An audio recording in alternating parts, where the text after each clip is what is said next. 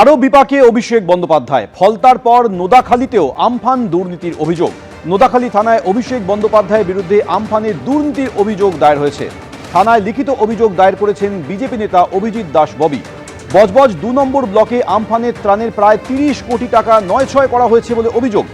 অভিষেক বন্দ্যোপাধ্যায় ছাড়াও তৎকালীন প্রশাসনিক আধিকারিকদের নামেও অভিযোগ দায়ের হয়েছে।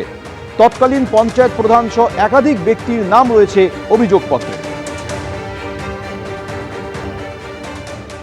নির্দেশ ছিল যে ক্ষতিগ্রস্ত যে ঘরগুলো হবে সম্পূর্ণ সেগুলো ২০,০০০ টাকা করে পাবে, আংশগুলো ৫,০০০ টাকা করে পাবে। তো দেখা গেল যে এই ক্ষতিগ্রস্ত ঘরগুলোর কেউ টাকা পায়নি। প্রায় ৩০,০০০-এর মতো ঘরকে এখানে জমা দেওয়া হয়েছে এবং সেখানটায় আপনার প্রচুর পরিমাণে ভুয়া ডকুমেন্টস, ভুয়া নাম, ভুয়া অ্যাকাউন্ট দিয়ে টাকাগুলো সব তুলে নেওয়া হয়েছে। এই পুরো এভিডেন্স ফাইল নিয়ে জমা দিলাম, আজকে কমপ্লেন করলাম এবং কমপ্লেনে আজকে নোদাখালী থানায় কমপ্লেন করলাম, এফআইআর করার জন্য অনুরোধ করলাম আমাদের যিনি আইসি সাহেব আছেন তাকে।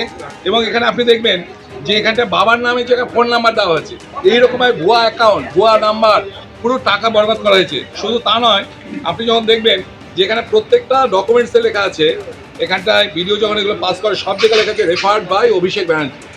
অর্থাৎ অভিষেক ব্যানার্জির নির্দেশে এই সমস্ত নামগুলো থেকে করা হয়েছে এবং সেগুলো থেকে টাকা অ্যাকচুয়ালি অ্যাকাউন্ট নাম্বারগুলো যখন ভেরিফিকেশন করা হবে দেখা যাবে এগুলো সব তৃণমূল নেতাদেরই অ্যাকাউন্ট এবং মানুষের নাম দিয়ে দিয়ে টাকাগুলো লুটপাট করা হয়েছে।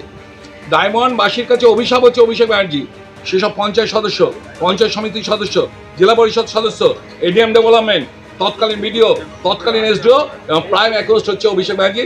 সকলের বিরুদ্ধে আজকে কমপ্লেন করে গেছি।